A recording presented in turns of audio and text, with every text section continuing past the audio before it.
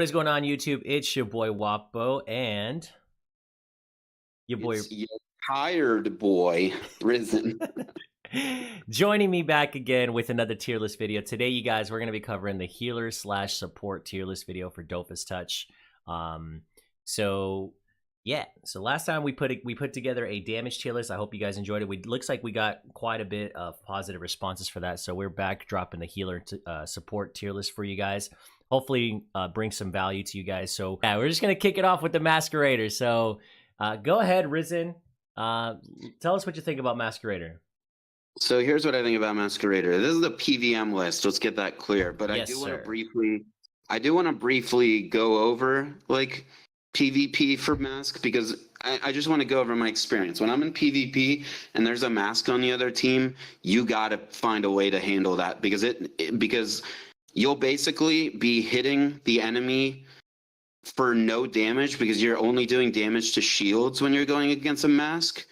And so you could essentially do tons of damage to the other team and not take an inch of HP because you've been fighting shield the whole time. So every time the Masquerader's turn comes around, you lose all your progress because it puts shields back. So in PvP, it's crazy. But in PVM, I would say it's also pretty crazy because specifically in F3, you have a lot of monsters that have like one hit that hit really hard, which is different from like Feca. I feel like Feca is better in like Pandawa because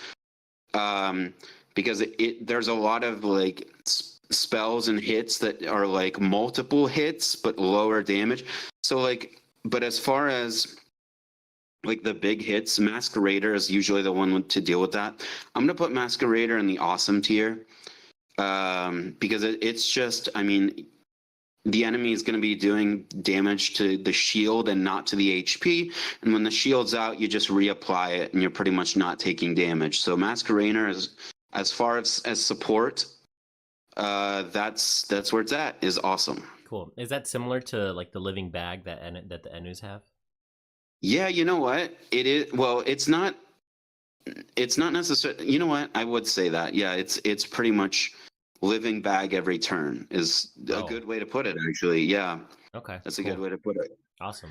And for the element for it, I would say, So it's weird now because Chance is responsible for dodge, and Ankama is talking about removing secondary characteristics from all the characteristics, all the passives from the characteristics. Mm-hmm. So right now, I would say Chance is the best just because of the fact that it's responsible for dodge now, and Masquerader does pretty well, like being able to get around enemies.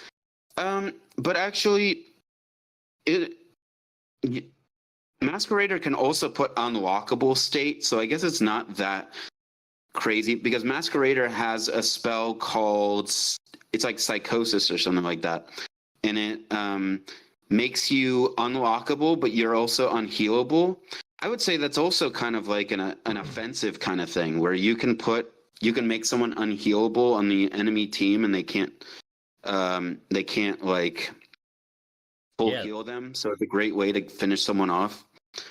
But yeah, Masquerader, I would say Agi is pretty good. We'll do Agi for PVM just because I think you're more likely to use its spell that puts shields around enemies and or shields on allies that are around enemies. So that's what I would do for that. Awesome. Good next stuff. Next for Xelor, I would say Xelor would go into average because it does have heals. It's sort of, Xelor's heals are like mixed with damage. So because it hits like in weird area of effects, and so it can damage and heal at the same time. Right. But I wouldn't say its heals are like what it's known for. I mean, I've seen some crazy stuff. Like, so for Xelor, if you use it has like a state that it puts onto allies that if you swap places with an enemy or an ally, then it heals. So I would say if Xelor used like a heal pet or heal gear or heal trophies, that would make it so that every time you heal, you would give additional healing added to every trigger of that passive. And so if you can get that heal state on multiple allies, you can actually heal a lot with Xelor, but it's just so hard to pull off that I'm going to keep Xelor in the average. And if we're choosing elements for Xelor, I'm going to say, like I did in the last video, fire water is the way to go for Xelor. Next up, we got Eniripsa. Eniripsa. I'm going to say for Eniripsa, so Eniripsa, the healer class, it mains healing, so it's like that's its thing. And I see you bringing it up to the god tier, but I'm going to actually say awesome tier. Ooh, okay. And the reason I say that, you guys will know why I say that when we keep doing this list, because you're going to see who the god tiers really are, and you'll understand a lot better.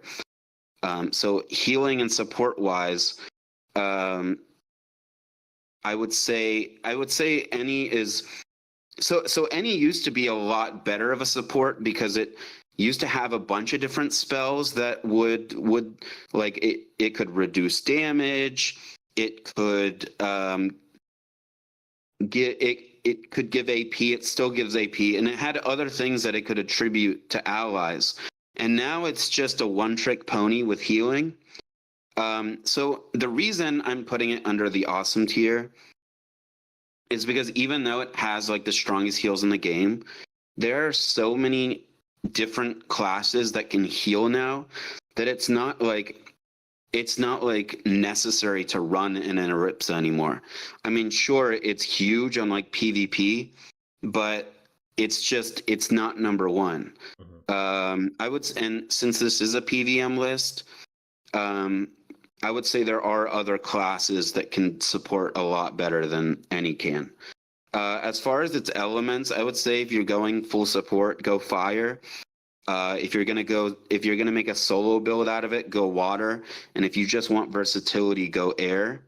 I think with air, it's a lot easier to get damage off on opponents because they're a lot more predictable if it's PVM. But I would say Eniripsa, as far as support, you go fire usually. Fire, awesome. Yep. And Rogue we're skipping because it doesn't have any support. It used to have support. Rogue is less than trash, so she doesn't even belong on the list. So some of these characters aren't even going to be on the list. Rogue used to be able to do stuff. Rogue used to be able to use Kaboom, which instead of just preventing damage, you could actually give bonuses if you blew up bombs next to someone with Kaboom. It was, fire gave power, water gave AP, and air gave MP. But they removed that from Rogue, and it has absolutely no way to support anymore. So Rogue isn't on the list. Cool. All right. Next, we're going to move to Fogger. And Fogger, I mean, everyone knows that, well, not everyone knows. The people who know, they know that Fogger has insane heals if it really wants to. Because basically, the way Fogger heals is that it uses the first aid spell to do intelligence-based heals on an ally, which heals pretty good. But if you have a heal turret at stage 3, then it also does a percent heal, a big percent heal on an ally as well. So you're not only giving it first aid with that spell, but the turret is also healing it. But considering how much ramping up it takes to do decent heals with Foggernaut, I'm going to put it under average, especially because if you do want to go healer with Foggernaut, you compromise your other ways of damage because you can only have one turret at level 3. So if you do choose to go healer, you're doing less damage, and it's just not worth it. I see. So Foggernaut, the turrets that they do put out and some of the summons that they're able to do, they're mostly for damage. Like she doesn't have any summons that she could put out to to either steal or grant AP or MP to allies or enemies? Well, I think they can give range. Okay.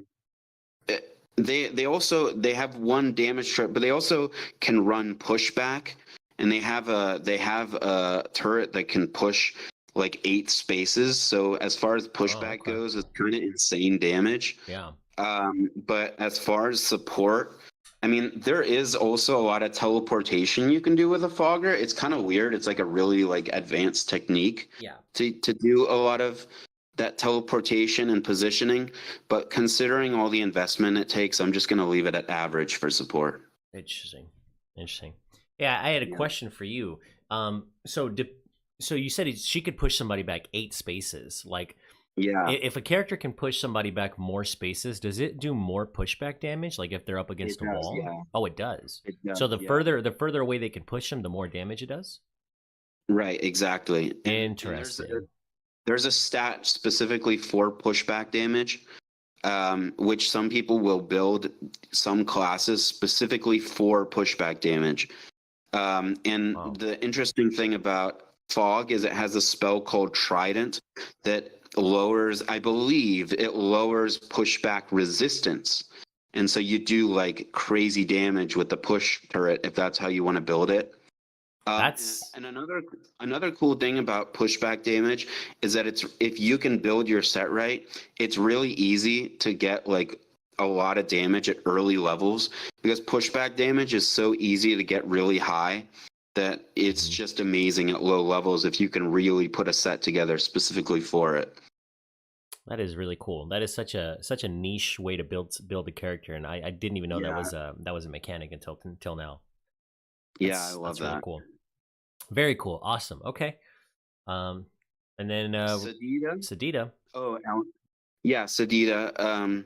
Sadida is going to go in the mech category. I mean, Sadida is a good control class. Ooh, I feel like a lot of people are gonna Um, not. I feel like a lot of people are not gonna agree with that one because yeah, that's their whole thing, isn't I'm it? gonna put that under average. Okay. Let's put it under average. We All were right. planning that, but I'm gonna say put it under average just because Their whole. it's Mhm. it's a big control class. I would say it's more annoying than Xelor even. So Xelor at agility will do AP and MP steal, but that's like it's one thing that it does. Whereas Sadida is such a well-rounded character because it can summon a doll that steals AP. It can summon a doll that steals MP. It can summon a doll that heals. It has a spell that heals. It does heavy damage. It steals MP with its own spells. It's got a So block overall, summon. control and heals and all that kind of stuff, it does pretty good. But I wouldn't consider it like I need a Sadida on my team. Nobody says we need a Sadida on our team, you know. Right. But it's a jack of all trades for sure. Cool. Cool. Yeah, I was gonna say like their whole thing is mostly just summons, right? Like the summons is gonna be more catered towards like the support I stuff. feel like I feel like Sadida is actually less summons than Osa is, Oh, okay. because the thing is that Osa like mains their summons, whereas Sadida, their summons support. Because even if Sadida didn't summon at all, it still has tons of things it could do. So the summons are sort of just like an addition to its playstyle. Gotcha. Okay. Cool. Yeah. And if somebody was building Sadida and they were building more towards a support type of Sadida, would they still go strength or would they focus a different element? I would say they probably want to go fire if they wanted to do support. I'm Okay. pretty sure their heal spell is based on intelligence, and also I believe their MP reduction is based on an intelligence spell as well. Excellent. Okay. Awesome. Mm-hmm. And Feca's god tier. Feca. I'm not even gonna edge you there. Like that's Feca's god tier. We all know that. Um, it's incredible because the way that its armor works is that it removes the damage from the base damage of a spell. So like let's say you do Iops Wrath. and IOPS Wrath goes up to, well, the old IOPS Wrath used to go from 51 to 100 damage. It doesn't do that anymore. But if you had an armor for like 25 armor, then a 51 would go down all the way to 26. So it literally it lowers damage based on the base damage of an attack. Yeah, that's pretty cool. And it also has shields that lower sustained damage. So sustained damage is like if it says times 75% damage sustained, that means that the damage you're supposed to take, you only take 75% of it, but it only takes that damage once. So you're basically immune to one hit, and then it has a spell that makes it immune to close combat damage. It has a spell that makes it immune to long range damage, and it's just overall the best support class in the game. And that's in PVM. In PvP, if you don't have a Feca on your team, you're gonna have a bad time. Feca is the meta in PvP, and in PVM, it's very useful as well. And then, of course, it has glyphs that have annoying features, but I wouldn't really this is a control list as well, so we're adding that on top of everything. They have glyphs that steal MP, they have glyphs that steal range, they have glyphs that make unlockable within the area. So Feca is just, and the damage isn't bad either, so between all that, Feca is another very well-rounded character in that it does very heavy damage if it needs to, and it has crazy control and armor. So that's why it's god tier. Can they heal? Can they heal themselves or allies? No, Fecas don't heal. Okay, but they're just the best tank, like just pound per pound the best tank. They make everybody on their team a tank. That's what they do. Oh, gotcha. I love that. With a Feca on your team, everybody's a tank. That's awesome. That is super cool. Okay. Love it. Sacrier. Okay. Next one is Sacrier. I'm putting under meh because they messed it up. They used to make it that it had like, you could have a Sacrier with like, if you really wanted to, like 5,800 to 6,000 HP. With the way that it used to be a tank from hell. Now, so here's what they did to Sacrier. Let me tell you what they did. When they made the update, which won't be a problem soon because they're going to remove secondary characteristics. But what they did as of right now, they took away dodge from agility, which means that the agility path is moot right now. Because without the ability to dodge, you can't line people up to do area of effect damage, and it's stupid. But as far as being a tank or being a support class, yes, it gets sacrificed, so it can take damage for other players, which is nice. So like in PvP, you can take damage for another player that's dying so that it lives another turn and does whatever, so its job is. So it turns itself into like a living bag? Yes, it turns itself into a living bag. I just use that as a point of reference because that's really the only thing I know. But cool. Right. That's cool. Yeah, it is cool for sure. And that, as useful as that is, and there's a little bit of healing. It has a healing spell that it heals based on its own max HP. But as far as that goes, I mean, it doesn't really have much to offer anymore. It's a great positioner. Sacrier can position, anything to any. Well, it can pull really well. It can swap places with things. So, like, let's say you have. I'm gonna give a PvP example first. If you have a Sacrier on your team, you can swap with the enemy, with an enemy character that you want to finish off real fast, and pretty much teleport it all the way to your side of the field for the two people on your team to kill as quickly as possible. So if you can swap places with somebody, you can get them pretty much wherever you want them.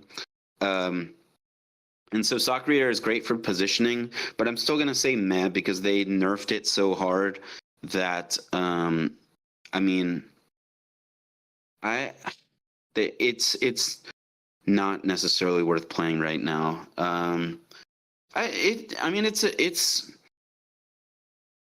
If you have a specific need for a tank, to maybe lock enemies, keep them in place, I don't want them running at me, then great. But Sacrier, I have a level 200 one. It's not thrilling. I'm not thrilled with it. So that would go in under meh. Meh. Cool. Yeah. Cool. All right. And Osamoda. I'm going to put, let's see. I'm going to put that under average, just because it's not that Osa is a bad support. It's mainly that the awesome tier and the god tier are so like awesome and god tier. Yeah. It just doesn't really keep up with those. But I would put Osa under average. And you want to put it up there, and then Yes. and then it's got heals, it's got pushback with the boar, so Osa can kill a summon to heal those who are around it. It can push back. You know what? Am I going to be indecisive again? I mean, Osa we saw what we did to Foggernaut last video. Yeah. I want to put Osa under awesome. And the reason for that is because it can resurrect the dead. Yay, some Osa love. Whoa, she has a resurrect? Yeah, you can resurrect the last ally who died. Wow, that's pretty cool. Because of that, it's awesome tier. I mean, you can't really beat support like that. There's nothing more better than that. And it's got gobble if you want to lock the enemy. It's got dragon if you want to do damage and unbewitch the enemy. Tofu can swap places with things. Let's see what else. Koala can heal allies. And so it's got some pretty good support. And yeah, it's awesome tier. I would have to agree with myself and my changed mind. Osa's awesome tier for sure. I like that. That's cool. I didn't know that she could revive her dead teammates. That's awesome. Yeah. And then, so Srom we're skipping, and then we'll go to Cra. Cra is trash. Oh man. Cra is a damage class. It's got a healing arrow that it can use twice at level 6 that will take some of its own HP and give it to an ally. But it's not meant for support. I mean, it's got retreat arrow if you want to do some positioning, but not a support class, really. The only reason it goes on the chart is because it has a healing arrow. But besides that, and range boost, besides that, it's trash in as far as support. Yeah. But in damage, it's legendary, so it's got its purpose. Eka is also going to go in trash because Eka's going in trash because it has like buffs that it can put on allies, but they're randomized. It's got heals, but you require lowering your strength and increasing your intelligence. It doesn't offer that. And it has Felinition too, which is a chance spell that heals. But because of the fact that you have to line up so much for Felinition, like you have to literally be in line with it, or I think diagonal with it as well. And it's also a pushback, which isn't always the most convenient thing you want. And just because of all those variables, I'm going to put it under trash. IOP also isn't going on this list. Oh, okay. Even though it does have a spell, it can give 6 AP to an ally, but it happens so rarely that it's not really support class. Yeah, they're meant for damage. Enutrof, I'm going to put under trash. Enutrof is trash because it does have living bag. It does have, I don't remember if it has, the chest heals. So the living bag takes damage for you. The chest heals. That's got to bump. That's got to give it some brownie points, right? Like. Yeah, let's put it under meh. Let's put it under meh because Enutrof can I've seen, so it's actually, you can, if you go on the DOFUS Touch website, you can see everyone's characters pretty much, unless you specifically close it so you can't see their stats and all that. You can pretty much look anybody up and see what their stats are. And there was this guy who I saw that someone linked me to, who pretty much put like no damage on their Enu, but built it completely MP steal. So they say to get like guaranteed MP steal, you want your MP reduction at like 120. This dude had his MP at like MP reduction at like 150. And so it pretty much had like perfect success with MP reduction every time. So Enutrof, if you really want to build it crazy, I mean, you can make sure that your enemies are not being a problem for you. Let's put it in average because let's put it in average. Okay. Because it has two other spells. One is a turn skip spell that heals the enemy, but makes them not able to use their turn. So it used to be that it completely skipped their turn besides NPs. Now you can use other spells, but you can't damage anyone. So it kind of nerfed that a little bit, but that's still kind of amazing that you can skip someone's damage in their turn. And then it has another spell called Pull Out that steals all MP from everybody. And so everyone's pretty much stuck where they are. So yeah, I would say that Enu is average. It's pretty good at control. It's you know what? I'm arguing with myself again. Let's put Cra under meh. And the reason we put Cra under meh is because Cra has, if you build agility, has even better MP reduction than Enu does. Because what Cra does is it can set turrets, it can set beacons around the enemy and steal MP like crazy. Yeah. The MP steal on Cra is absolutely insane if you know exactly how to use it. If you look at my TikTok, which I guess we can link below, I do have a video on the perfect combo to get your opponent's MP to 0 almost every turn. How to master the ancient art of Agi Cra in a minute and a half. This is going to be your main combo. Whenever you have no beacons in range of your target, this is how you set them up.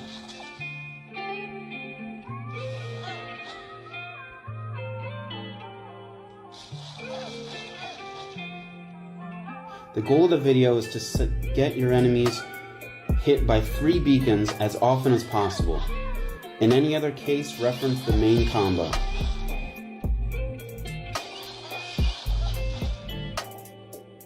In the case where only 1 beacon is in range of the target, removing beacons is free. Remove 2 and replace 2, then smack them full force 6 times.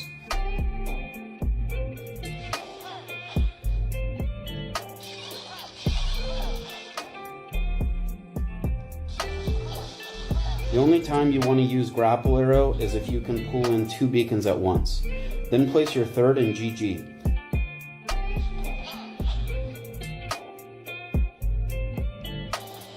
Don't forget to trap your enemies with beacons and block line of sight. That's about it. Enough MP reduction, you can get them to 0 MP pretty much every turn. I'll show you the combo. It's on my TikTok. But going back to Enutrof, Enutrof has such great MP steal, especially now that its main MP steal spell actually goes through walls now. It needs no line of sight. So that's why it's going to go under average, just because it's actually kind of insane control now.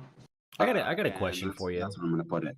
Yeah, go for it. Because of me still being sort of a noob, what's more important? Is it MP steal or AP steal, or are they both equally as important? It depends what you're going against. So I used to have a rogue that was chance agility, and I would specifically build my rogue depending on who I was going against in PvP. So if I was fighting against a Xelor, I would use my blue bombs because they would steal AP from the Xelor, and the less AP a Xelor has, the less AP it can steal from you.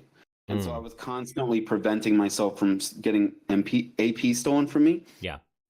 You also AP steal is better against an Ecaflip. because Ecaflip can use AP to gain MP anyways. So if you steal MP, it's just going to use AP anyways to get its MP back. So it's better to steal AP, and then it's just it just makes more sense. So it's very situational then, depending on who you're fighting. It's very situational. It depends on who you're fighting. Absolutely. Gotcha. Yeah, that's cool. That's cool. Yeah. All right. And and lastly, we are going to go to Panda, and Panda is God tier. And we put this at the end of the video because I knew everyone would be curious. But yes, Panda is God tier. And the reason for that is because Panda can pick anything up and put it wherever they want. So if a Panda walks up to an enemy or an ally and picks it up, they can put it wherever, they can throw it in a straight line anywhere. And that is the most field control in the entire game, and the most field control that is pretty much possible. I mean, Pandawa has, you know, that pickup spell of vase or whatever. It has a pot that it puts somewhere and it pulls people in. It has a pushback spell. It is the positioning class. And the damage is incredible because it can damage behind walls and it can hit rows of enemies at the same time. It can hit rows of enemies at the same time. So Pandawa is God tier because if you can pick up an enemy and put it somewhere else, there's a million things you can do with it. There's a million things you can do with it. So you can say, hey, this enemy, I have to push it back so I can make it vulnerable. Don't worry, I'll pick it up and throw it somewhere that you can push it back. I have this enemy and I need to push an enemy into it. So like Obzi, you know, okay, I'll pick you up, throw you right next to the enemy, and then push you into it. It's just, if you can pick something up and put it wherever you want, in literally a game that's like chess. Could you imagine if there's a chess game, if there's a chess piece that picks up an enemy and throws it somewhere else? Yeah, I mean that's OP. That's nuts. That's OP. Isn't there a dungeon like late game where you can't do any damage to the boss because he's like because he's got some type of invulnerability unless he's moved or he's picked up? I'm not sure which one, but pretty much Frigost in general consists of monsters that are invulnerable unless you do something to unlock them. Oh, see, that's what I meant. Yeah, sorry. I didn't mean to say dungeon, but yeah, you I think you had brought it up too. Yeah, so and Pandawa just is like the ultimate character for making bosses vulnerable. Not as much as Foggernaut, but it definitely is. I mean, you can do whatever you want if you can just place them wherever you want. So especially in PvP, if a Panda runs up to the enemy team, picks up an enemy and throws them towards their allies, I mean, what would you even do? I run to the Eniripsa and throw it at my allies. And then you just kick its butt, you know, until it's, you know, you kick its butt. And that's just the ultimate support, is infinite positioning. So awesome. That's why Pandawa is God tier. Okay, so there's our list, guys, for healer/support. Let us know if you guys agree in the comments. Any last words, Risen, that you would like to say in regards to this tier list? I would say that this tier list definitely had way more indecisiveness than the last one. But I mean, the God tiers are God tiers, and just keep in mind that the reason that your favorite class is an average or meh is not because it's a bad support class. It's because the God and Awesome tiers are God and Awesome. So, you know, they're you know, they're just a notch above. A mile above the rest. Oh. So, you know, and so Enu is good, Sadida is good. They all have, you know, great support. So don't think that just because it's an average or meh that it can't support. But there are some classes that are made to be gods at supporting. So that's why it is what it is. Excellent. Okay. Well, thank you guys so much for watching. If you guys got this far, we really do appreciate all the support you guys have been showing the channel. And big shout out to Risen. We're going to be posting his YouTube channel in the description below. And yeah, guys, the next tier list we're going to be dropping, we got one more lined up. It's going to be the Summoners tier list. So keep an eye out for that. It should be dropping sometime next week. But anyway, thanks for watching and keep on gaming. Thanks for watching.